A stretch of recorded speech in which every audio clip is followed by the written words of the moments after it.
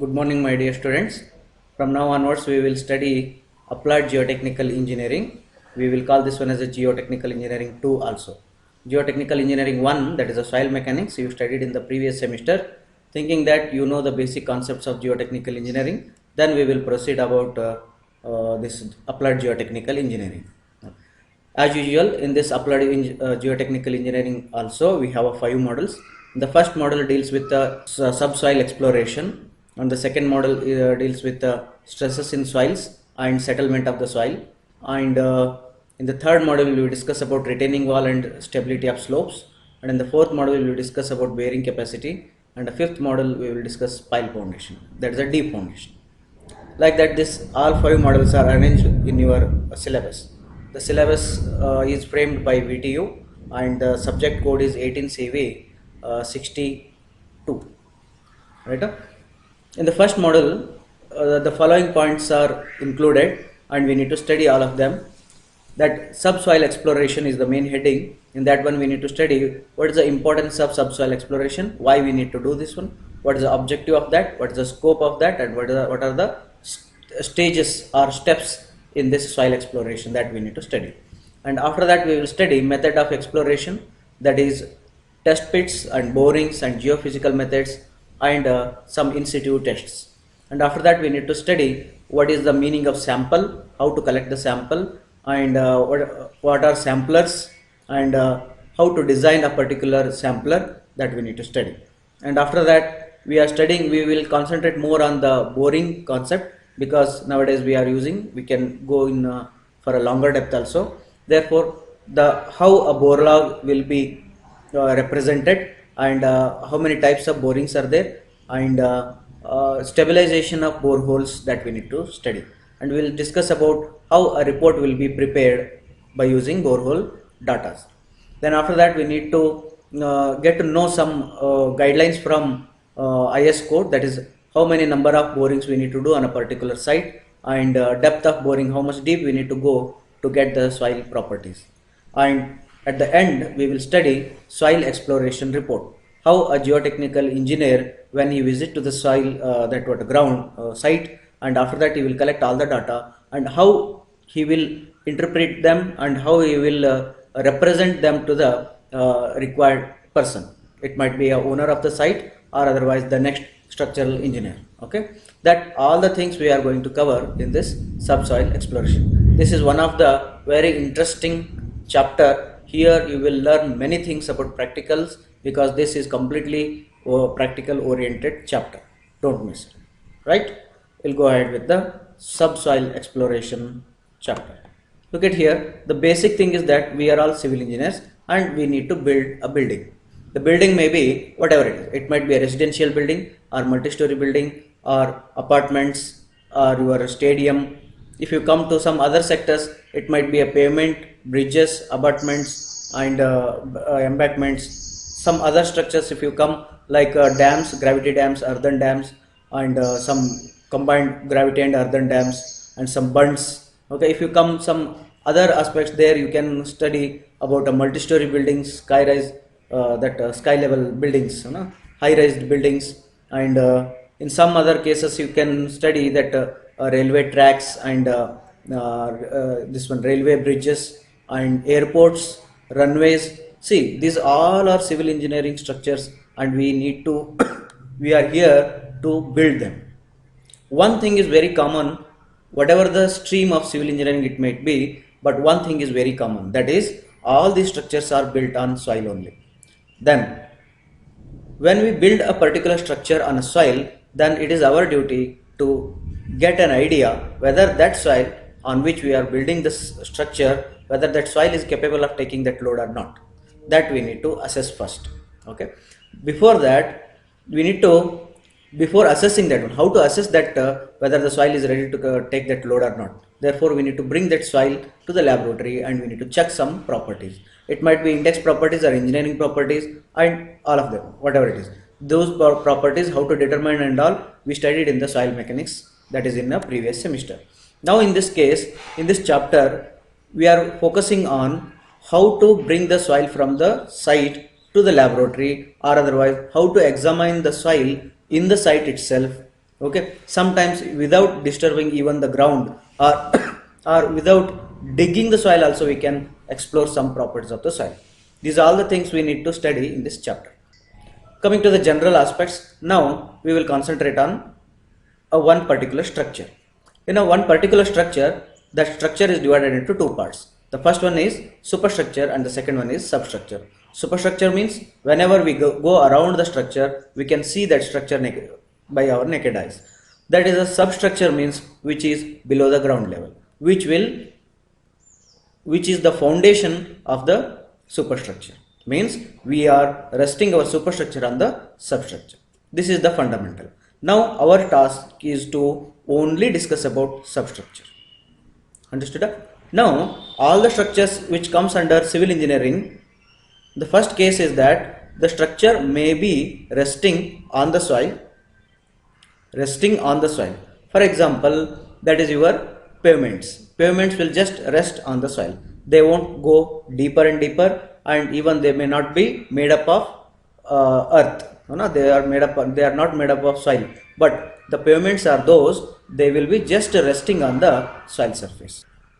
The second type of civil engineering structures we see, they will be resting inside the soil. For example, your foundation. It might be isolated foundation, isolated footing foundation, combined footing foundation, or mat foundation, pile foundation, whatever it is, deep foundations. All these foundations will be resting inside the soil. The first one was the structures which were resting on the soil. The second one was the structures which are inside the soil. And in third cases, we will see civil engineering structures which are made up of soil. For example, your earthen dams or soil embankments or slopes. Okay, these are the structures which are made up of soil. Okay, whatever it might be, the structure may be the structure may be resting on the soil, or structure may be inside the soil, or structure may be made up of the soil. But all of these three conditions, they are in contact with the soil. Therefore, it is our duty to study the subsoil exploration. Then what is this soil investigation? What exactly we need to do in this soil investigation? This is knowing about the properties of surface and subsurface soil conditions. We need to concentrate both surface and subsurface. For example, surface characteristics. What are the surface characteristics? Surface characteristics means the color of the soil or texture of the soil, the vegetation which is there on the soil. These are all parameters we need to, runoff and some rock parameters. These all we need to study as a surface characteristics of the soil. When you go to the subsurface characteristics, there you will study water table and subsurface density and their compactedness, that is your White's ratio and all, and compressibilities, and stratifications, that how many layers of soil is distributed inside. These are all the things we need to study in a subsurface level. Totally, site investigation means collecting the features of surface soil and subsurface soil. Both together it is called as soil investigation. Now, the soil exploration we need to define it. The knowledge of subsoil condition at a site is a prerequisite for a safe and economical design of a substructure element. Here we need to concentrate on two parameters. The first one is safety and the second one is economical design. Considering both safety and economical design, we need to do subsurface investigation.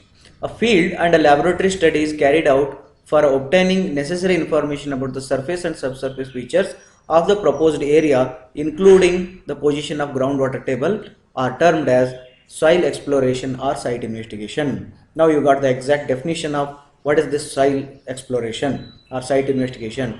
Means getting the field and laboratory data of the soil, okay, in order to get an information whether the soil is capable of taking the load or not. If not, then what is the next remedy? To discuss this one we need to do. And along with that, subsurface features like groundwater table and stratification, these are all things we need to study. This all comes under soil exploration. Now what is the objective of this soil exploration? Many things are there. I think in this discussion only we came to know that what are the objectives. To know the geological conditions of rock and soil formation. How soil is formed. For example, the soil is formed by weathering of the rock, that we know. But that parent rock whether it is below that soil or parent rock is somewhere else and the soil is transported and which is there on your site, that we don't know. Therefore we need to assess the soil whether it is a residual soil or transported soil. Then their properties will be depending on the condition of the soil formation. Therefore first thing we need to get an information how soil is formed, and even the rock also, that is a parent rock, whether it is a basalt or sandstone, granite, that we need to assess. Based on that we need to get some information about the soil. And the second point is to establish the groundwater levels and determine properties of water. Properties of water is also very important. When you go to subsurface level, how much deep the water table is available, because water when it comes to contact with the soil, then soil will lose some properties like shear strength, and here that will start swelling and shrinking. These all properties which are very dangerous properties with respect to foundation for the foundation engineers. Therefore we need to assess the groundwater level and its fluctuations also we need to assess. In summer season at what depth it will be available, in a winter and rainy season at what depth it will come to the surface, and all that we need to assess. And most of the times if it is near to the substructure, the groundwater table is near to the substructure, then we need to assess the properties of the water also, because soil that groundwater will have a many mineral content within them. Those contents, if they come in contact with the concrete or otherwise steel which are there in the foundation, there might be any corrosion or deterioration of the concrete. Therefore we need to assess properties of water also. The third point is to select the type and depth of foundation for a proposed structure. We have many type of foundations. Maybe a column foundations also many are there. For example, isolated and stepped footings are there. Or in a cross section area also we have a different type. Circular is there, rectangular and square is there. Okay, and we have a combined footing. In combined, strap footing, strap beam footing is there. Trapezoidal, rectangular, combined footings are there. When you come to the multi columns resting on the ground, we have a mat foundation or raft foundation we have. When you go in deeper and deeper, then we will be having pile foundation for kaizens, and deep foundations are there, well foundations are there. Therefore we have many types of foundations. Understood? Then at what depth we need to go and put that foundation, that also we don't know. To know this thing, that is which type of foundation is good for our structure or how much deep we need to go, we need to do this soil exploration. Then the fourth one is to determine the bearing capacity of the site, whether the soil is ready to take that load or not, how much the capacity to bear the load it is there with the soil, that we need to assess. And the fifth point is to establish the probable maximum and differential settlement. Soil is a compressible material, it has a voids in it. Whenever we put the load, then it will get compressed. When it get compressed, then voids escapes or water escapes, thereby a settlement occurs. Then that settlement is due to, that settlement is a that settlement is a uniform settlement or differential settlement, that also we need to assess. Then what is the maximum settlement, and compare with the IS code, that will give you permissible settlements of the soil. Then you need to assess with that and you need to take some decisions. And next one is to predict the lateral earth pressure against the retaining walls and abutments. When you are building abutment, when you are building a retaining wall, you build wall first, and after that we will fill some of the soil there. And that soil will push the wall, and wall will get some pressure by the soil. Now, how much pressure the soil is going to put on this retaining wall, that we need to assess. To assess that, we need to do soil exploration. To select the suitable construction techniques, we have many techniques are there. For example, multi-story building, this residential building, just a few laborers will come and they will do by manually. When you come to the multi-story buildings, then you need to adopt a different type of technique of construction. When you come to the earthen dams, there also different type of techniques will be there. Therefore, to select which technique we need to adopt, for that you need to do some exploration. To predict and solve potential foundation problems. After constructing the foundation, there will be many problems may arise because of the rise of the water table, or differential settlement, or uniform settlement, or due to earthquake and all. Therefore, we need to solve those problems after construction also. To know that, we need to do soil exploration. To ascertain suitability of the soil at a construction material. Okay, we need to check that materials which we are using, whether they are bad. Then to determine the soil properties required for the design, because further designs that will be your structural design. For the structural design you require soil properties. For that we need to do. Establish procedures for soil improvements to suit design purpose. Sometimes soil may not be that what good for a foundation purpose. For example, black cotton soil. Then you cannot avoid that soil.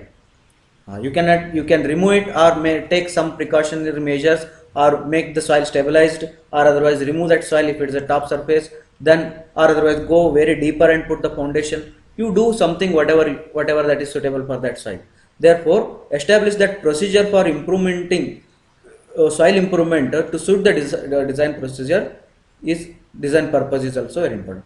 To investigate the safety of existing structure and to suggest the remedial measures. Say for example, the building is already built, but in future, after 10 years, after 20 years, there might be some problems. To assess that problems, to know those problems, or after that, to give some solution to those problems, then you should know which type of soil is below and what is the condition of the soil. For that, you need a soil exploration report. Like that, we have a many objectives of determining soil property. Okay, these are objectives. Next, what is the scope of the soil exploration? Scope here is depending on the type of structure and type of soil and which method you are going to adopt, or the importance of the building. Therefore, this is the main scope. We cannot tell that the soil exploration means these all the steps you need to follow, or otherwise I cannot tell you that soil exploration means it will be a big, or otherwise it will take a 10 days, 20 days, 30 days, 1 year. We don't know. That is all depending on type of structure, type of soil, and importance of the building. These are all parameters which will govern your scope of the soil exploration. Okay, this much is enough for the first class, and in the next class we will study about soil. Next class we will study about phases of soil exploration. Thank you.